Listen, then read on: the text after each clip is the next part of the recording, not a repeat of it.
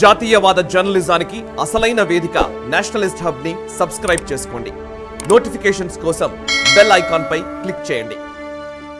మీ message ఏంటి మాధవలత గారు తెలుగు ప్రజలకి? లేదా ఇప్పుడు మీరు ఓన్లీ కేవలం పొలిటికల్గానే మాట్లాడాలనుకుంటున్నారు? ఇంకా మీ ప్రస్థానం రాబోయే రోజుల్లో ఏ విధంగా ఉండబోతుంది? What is your message? హైందవులకి అపారమైన ప్రేమానురాగాలు ఉంటాయి. ఆ ప్రేమానురాగాలు శృతి మించితే చాతగానితనం కింద మారుతుంది. మనలో ఎంతమందికి తెలుసో తెలీదో, భాగ్యనగరంలో అమ్మవారి దగ్గర దీపావళి రోజు కనుక పూజ చేస్తే చార్మినార్ దగ్గర వెండి నాణాలను తయారు చేస్తారు వాళ్ళు. మీలో ఎంతమంది దాన్ని చూసారు? దయచేసి చేతులు ఎత్తగలరా? ఆ నాణం ఒక పక్కన భాగ్యలక్ష్మి అమ్మవారు ఉంటే ఇంకో పక్కన ఏముంటుంది? చార్మినార్ ఉంటుంది.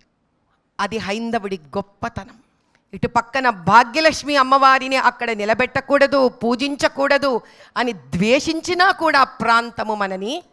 ఒక పక్కన భాగ్యలక్ష్మి అమ్మవారి బొమ్మ, ఇంకో పక్కన చార్మినార్ బొమ్మని పెట్టి దాన్ని సీల్ వేసి అమ్మవారి ముందు పూజ చేసి పంచడం జరుగుతుంది. కానీ అదే ఆ అసావుద్దీన్ ఓవైసీ గారి గొప్పతనాన్ని చూడండి. 1000 సంవత్సరాల వయసు ఉన్న అమ్మవారి గుడి గోలకొండలో కార్వాన్ కాన్స్టిట్యుయెన్సీలో ఉంటే కూడా దాని గురించి చెప్పే యోగ్యత, సభ్యత, సంస్కారం ఆ వ్యక్తికి లేదు. అక్కడ చార్మినార్ కన్నా అతి పురాతనమైన దేవాలయాలు ఎన్నో ఉన్నాయి.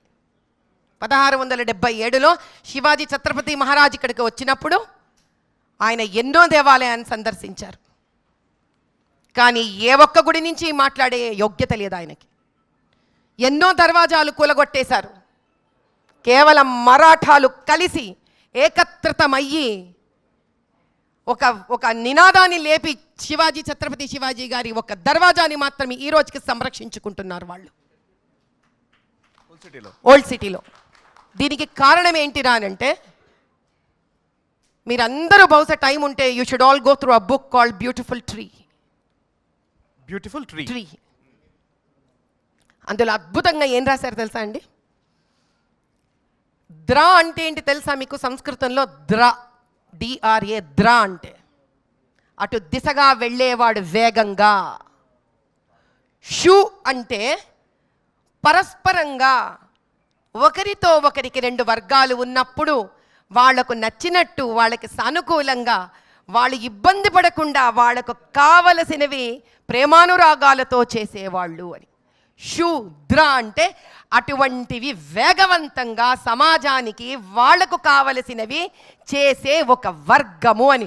శుభంకి షూ పనికొచ్చింది, కానీ శూద్ర అనేసరికి లోవర్ కాస్ట్ అని ఆ వెధవలు తెల్లతోలేసుకొని చెప్పడము, మనం దాన్ని వినడము. బ్యూటిఫుల్ ట్రీ అనే పుస్తకంలో చెప్తారు ఆయన, 30% 4 universities, Bihar, Madras presidency, west Bengal and Punjab, 30 నుంచి 40% వరకు ఇటువంటి శూద్ర అనే ఒక వేగవంతంగా వెళ్ళి సమాజానికి కోసం పనిచేసే small industries, small scale entrepreneurs అనే ఒక సమూహంలో నుంచి వచ్చిన పిల్లలు చదివేవాళ్ళు. Logic, maths, physics, chemistry, philosophy, everything చదివేవాళ్ళు వాళ్ళు. ఈ 4 యూనివర్సిటీలో కలిపిన పిల్లల సంఖ్య కూడా ఇంగ్లాండ్ జనాభా లేదంట.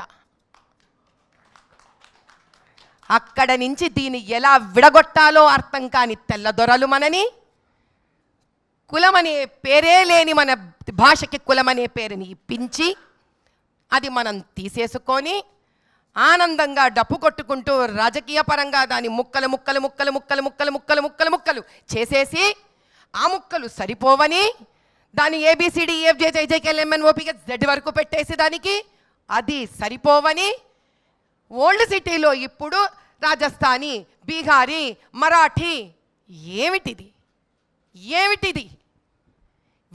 వీళ్ళందరినీ ఒక్క తాటి కింద హైందవత్వం అనే ఒక చెట్టు కిందకి, ఇదే బ్యూటిఫుల్ ట్రీకి ఏకత్రితం చెయ్యాలనేదే నా తపన. ఆ తపనకు అదృష్టంగా ప్రకృతి కూడా సహకరించడం అంతే. అంతటి ప్రకృతి సహకారమే రామచంద్రుడి ప్రాణ ప్రతిష్టాపన. ఆ ప్రతిష్టాపన చేసిన అపర కర్మయోగే మోదీ గారు. తమాషా చూసారా? సన్యాసయోగి కర్మయోగి ఇద్దరు ఉన్న స్థానాన్ని ఎంచుకున్నాడు రామచంద్రుడు. అదే అయోధ్య. భారతదేశంలో ఇంకెక్కడైనా అయి ఉండొచ్చు ఈ పని, అయోధ్య ఏ రాష్ట్రంలోనైనా ఉండొచ్చు. కానీ ఆధునిక కలియుగంలో శ్రీకృష్ణ పరమాత్ముడు ఇచ్చిన ఆ 2 వాక్యాలని ఇంకొక నెక్స్ట్ స్థాయికి తీసుకొని వెళ్ళారు యోగి ఆదిత్యనాథ్ గారు, మోదీ గారు. అంటే మేము సన్యాసులమైనా సరే, మేము కర్మయోగులమైనా సరే, రాజకీయంలోకి వస్తే హైందవ ధర్మ సంస్థాపన ఎలా ఉండాలో చూపిస్తామన్నారు. అటువంటి మహానుభావుల ఆధ్వర్యంలో కొడితే కుంభస్థలమే కొట్టాలని నేను ఎంచుకున్న స్థానమే ఓల్డ్ సిటీ. ఈ వీడియో మీకు నచ్చినట్టయితే లైక్ చేయండి, 10 మందికి షేర్ చేయండి. అలాగే కామెంట్ల రూపంలో మీ అభిప్రాయాలను మాతో పంచుకోండి. Nationalist hub group of channels ను సబ్స్క్రైబ్ చేసుకుని తెలుగునాట జాతీయవాద జర్నలిజాన్ని ప్రోత్సహించండి. ఈ వీడియో కింద ఉన్న బెల్ ఐకాన్ పై క్లిక్ చేయడం మర్చిపోవద్దు.